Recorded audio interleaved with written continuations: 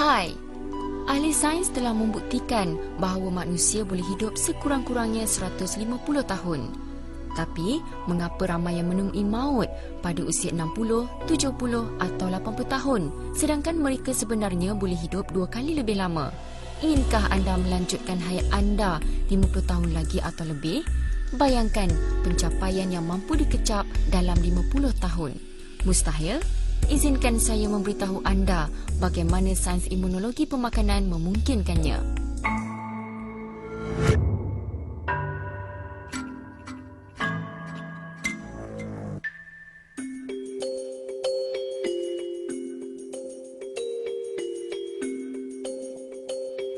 Fikirkan, mengapa kita mati?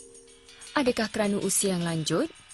Apabila orang meninggal dunia, sijil kematiannya tidak akan menyatakan usia tua sebagai punca kematian. Sebaliknya, yang tercatat mungkin kanser atau serangan jantung atau penyakit serius yang lain. Jadi, manusia biasanya mati akibat penyakit. Penyakit tidak hanya memendekkan hayat, penyakit juga mengurangkan mutu hidup. Organisasi Kesihatan Sedunia menganggarkan 1 bilion orang di dunia hari ini mempunyai berat badan berlebihan. Kira-kira 30 juta daripada mereka obes. Obesiti mengundang penyakit. Ia menimbulkan risiko mendapat lebih 30 jenis penyakit seperti kanser, diabetes dan strok. Setiap tahun, kanser membunuh 7 juta orang. Manakala 10 juta kes kanser baru dilaporkan. Malah, setiap 30 saat ada orang mendapat kanser dan setiap 55 saat ada orang meninggal dunia kerana kanser. Penyakit jantung pula membunuh 16 juta orang. Diabetes menyerang 177 juta orang. Pada tahun 2030, diramalkan bilangan pesakit diabetes akan bertambah 2 kali berbanding hari ini. Yang menyedihkan, ramai kanak-kanak kini mendapat penyakit orang dewasa. 17.6 juta kanak-kanak di bawah umur 5 tahun mempunyai berat badan berlebihan.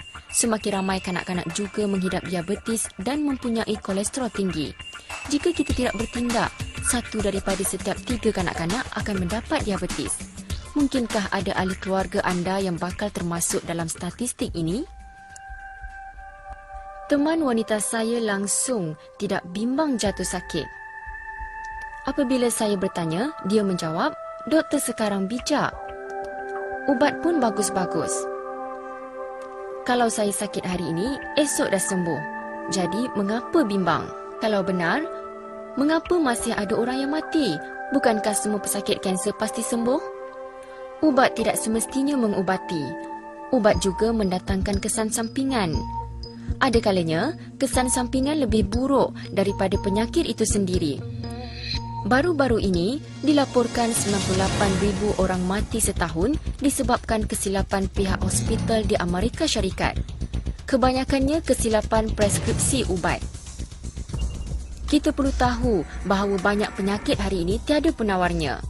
Contohnya, SARS membunuh 900 orang pada tahun 2003. Flu burung membunuh 3 daripada setiap 10 orang yang terjangkit. Mengapa tiada penawar untuk SARS dan flu burung? Virus SARS dan flu burung sudah melalui mutasi. Ubat yang dapat membunuh virus ini sangat sukar ditemui. Walaupun ditemui, ubat ini mungkin tidak berguna lagi apabila virus bermutasi sekali lagi. Flu biasa juga tiada penawarnya. Setiap tahun, sehingga 1,5 juta orang terkorban kerana flu. Ubat flu tidak membunuh virus flu. Ubat ini hanya memendekkan simptomnya sehari 2. Fikirkan jika anda selesema dan sakit kepala. Ubat tahan sakit yang anda makan tidak membunuh virus, tapi anda tetap pulih. Bagaimana? Semasa wabak SARS melanda, ada orang yang mati sewaktu menjalani rawatan, yang lain selamat. Ada pesakit kanser yang terus hidup bertahun-tahun lebih lama daripada ramalan doktor. Bagaimana ini terjadi? Ini bukan kuasa ajaib. Ini bukan kerana ubat. Ini disebabkan sistem imun orang itu. Mujurlah, kita semua ada sistem imun. Malah, dengan sedikit pengetahuan, kita boleh menggunakan sistem imun kita untuk mencegah hampir mana-mana penyakit di dunia.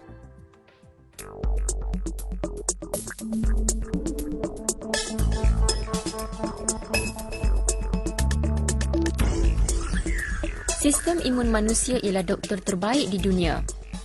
Apabila sistem imun lemah, kita mudah jatuh sakit dan mungkin mengambil masa yang lama untuk sembuh. Tapi, apabila sistem imun kuat, kita mampu menentang jangkitan dengan mudah.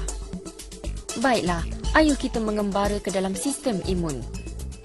Sudah bersedia? Jom. Sistem imun manusia bukan sesuatu organ, sel atau zat biologi yang khusus. Ia tidak mungkin ditemui di sesuatu bahagian tubuh. Sebaliknya, sistem imun ialah sekumpulan kompleks organ limfoid dan sel yang bekerjasama mengeluarkan bahan kimia yang berbeza pada waktu yang berbeza. Sistem imun teramat kompleks. Namun, ia begitu selaras dan segera sehingga tidak mampu ditiru sekalipun oleh manusia atau mesin. Andaikan sistem imun sebagai tentera pelbagai batalion yang bekerjasama, masing-masing menggunakan senjata yang berbeza untuk melawan musuh.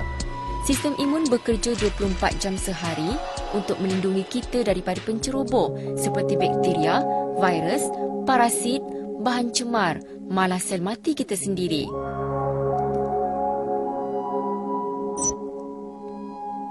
Sumsum tulang dan timus ialah organ limfoid yang utama.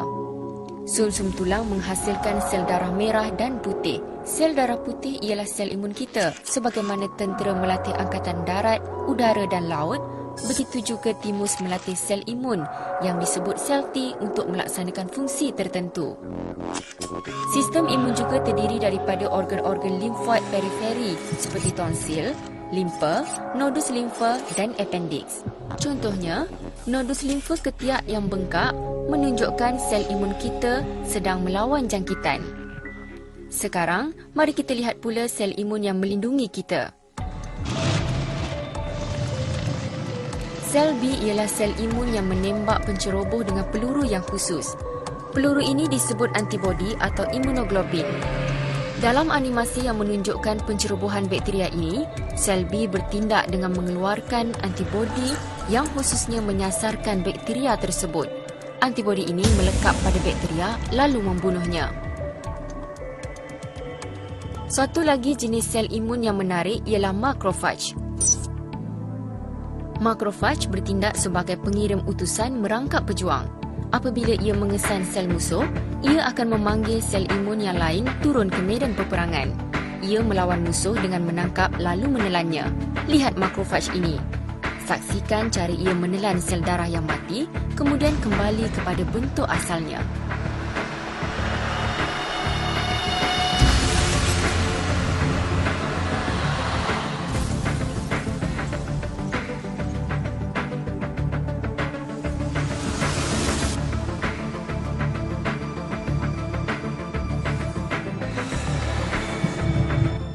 Pelbagai jenis sel T turut menyertai pertempuran. Sejenis sel T yang perkasa ialah sel NK, iaitu sel pembunuh semula jadi. Ia membunuh musuh dengan mengeluarkan bahan kimia tertentu. Dalam animasi ini, sel NK mencari lalu membunuh sel kanser yang sedang tumbuh. Maka jelaslah, sistem imun sangat bijak. Ia bekerja sepanjang masa untuk mempertahankan tubuh daripada musuh yang mengancam nyawa. Tanpa sistem imun, kita boleh mati dalam beberapa jam. Kalau begitu, mengapa ramai yang masih mendapat penyakit yang teruk walaupun mempunyai tentera yang sangat gagah? Ini kerana biasanya malfungsi sistem imun mereka.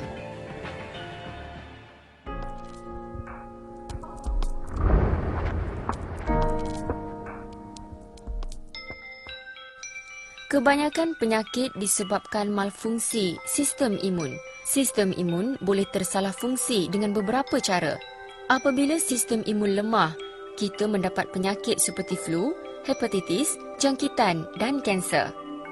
Apabila sistem imun bertindak balas dengan berlebihan, kita mendapat alergi.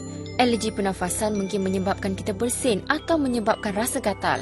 Atau alergi makanan pula menyebabkan kita muntah.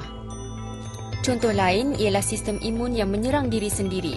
Sistem imun menyerang sel tubuh kita sendiri kerana ia tidak dapat membezakan antara sel lawan dengan sel kawan.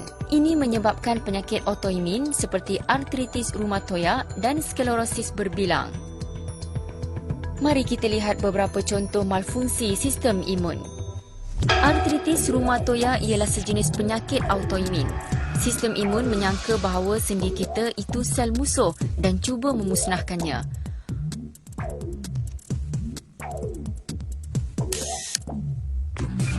Penceroboh boleh memasuki tubuh kita pada bila-bila masa. Luka pada lidah atau kulit menimbulkan kemungkinan jangkitan. Syukurlah, sistem imun kita sentiasa berusaha melindungi kita. Bahan cemar dan habuk boleh meningkatkan risiko kanser paru-paru. Sistem imun mempertahankan tubuh kita, tapi apabila sistem imun menjadi lemah, sel kanser boleh mula tumbuh. Pada masa ini, tiada ubat yang berkesan mencegah hepatitis. Kita perlu bergantung kepada sistem imun untuk menentang jangkitan virus umpama ini yang berpunca daripada makanan. Diet yang kaya dengan makanan daripada tumbuhan memastikan arteri tidak tersumbat supaya sel imun bergerak dengan lancar. Tapi, diet dengan kandungan lemak yang tinggi boleh menyumbat arteri, lantas mengancam sistem imun.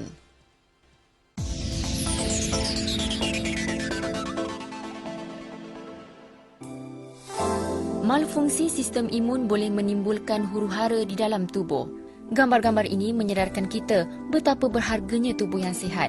Jika tak sihat, kita tidak dapat melihat anak-anak kita membesar dan tidak dapat membahagiakan hidup orang yang tersayang mahupun mencapai impian hati sendiri.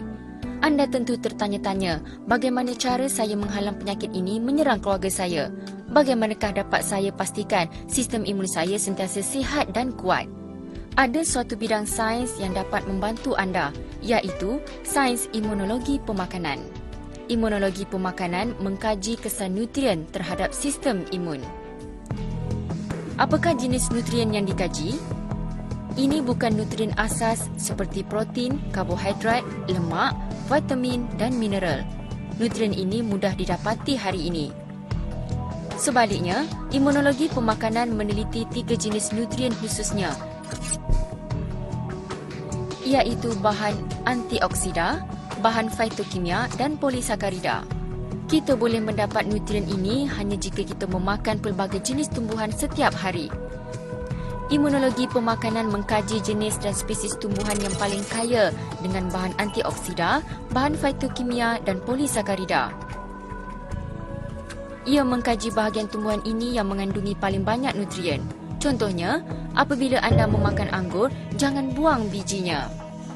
Ia kaya dengan OPC, sejenis bahan antioksida yang berkesan. Kalau selama ini anda fikir akar ginseng sangat berkhasiat, ini berita yang menggemparkan. Buah beri ginseng sebenarnya lebih berkhasiat. Imunologi pemakanan juga mengkaji waktu terbaik untuk menuai tumbuhan dan cara terbaik untuk memprosesnya supaya nutrien tidak hilang. Contohnya, cendawan mesti dipetik ketika masih muda, manakala kaktus lebih berkhasiat ketika tua. Soya mesti dipanaskan dengan sempurna, manakala kaktus tidak boleh direbus.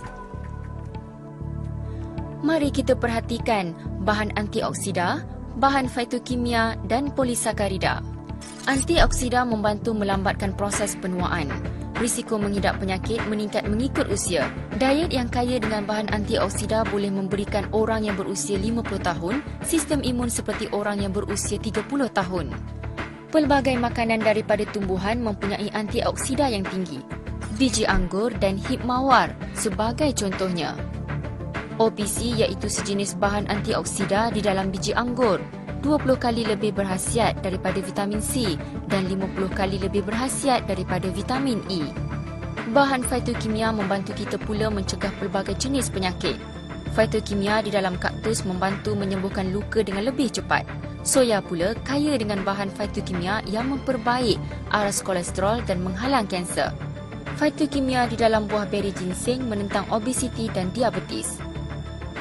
Polisakarida ialah rantaian panjang gula yang mencegah kanser atau membantu pesakit kanser supaya sembuh dengan cepat.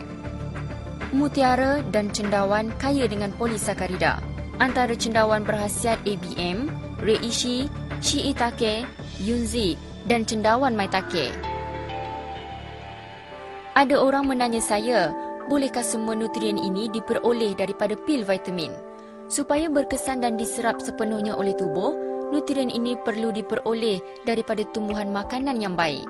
Ya, anda mungkin boleh mendapatkan bahan antioksida daripada pil multivitamin. Tapi, ia bukan bahan antioksida semula jadi. Sungguh pun telah diambil daripada tumbuhan, ia menjadi bahan kimia atau ubat setelah diasingkan. Bahan kimia boleh mendatangkan kesan sampingan yang toksik.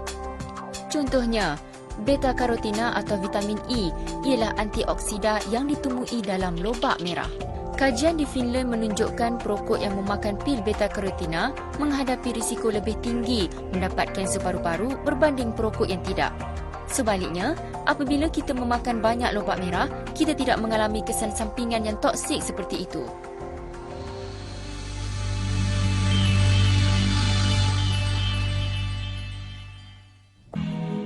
Kawan saya menanya saya, benarkah makanan berkhasiat begitu besar kesannya? Ya, kajian membuktikan amalan memakan makanan berkhasiat dan bersenam dapat mencegah sekurang-kurangnya 30% kes kanser, 80% kes penyakit jantung dan 90% kes diabetes. Kawan saya juga bertanya, bolehkah makanan tumbuhan membekalkan saya kalsium dan protein? Boleh, contohnya soya mengandungi lebih banyak protein berbanding telur dan daging. Soya juga mengandungi banyak kalsium. Kawan saya bertanya lagi, bolehkah anak-anak saya membesar dengan sihat dan kuat hanya dengan diet daripada tumbuhan? Sudah tentu, jenis dinosaur yang terbesar adalah haiwan herbivore. Gajah dan zirafah juga adalah herbivore. Anda lihat, imunologi pemakanan adalah bidang sains yang lengkap. Ia telah menemui dan masih mencari pelbagai kebaikan yang boleh dinikmati daripada alam tumbuhan.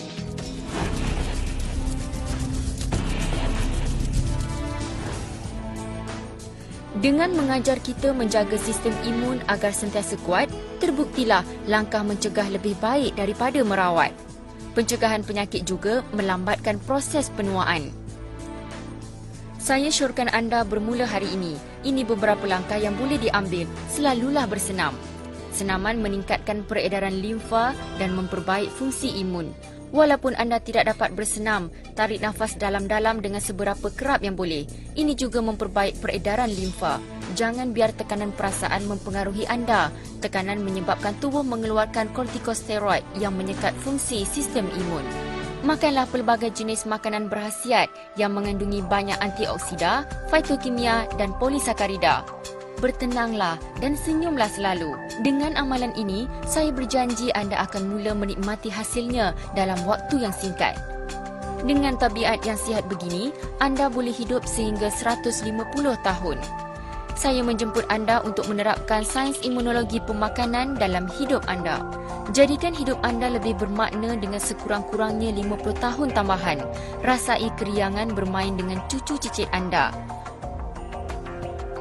Fikirkan segala yang tercapai dengan jangka hayat sehingga 150 tahun. Kongsi pelajaran yang telah anda ambil dengan mereka yang tersayang. Mari bersama kita jadikan dunia ini lebih sejahtera dan sihat. Terima kasih. Semoga anda sihat selalu.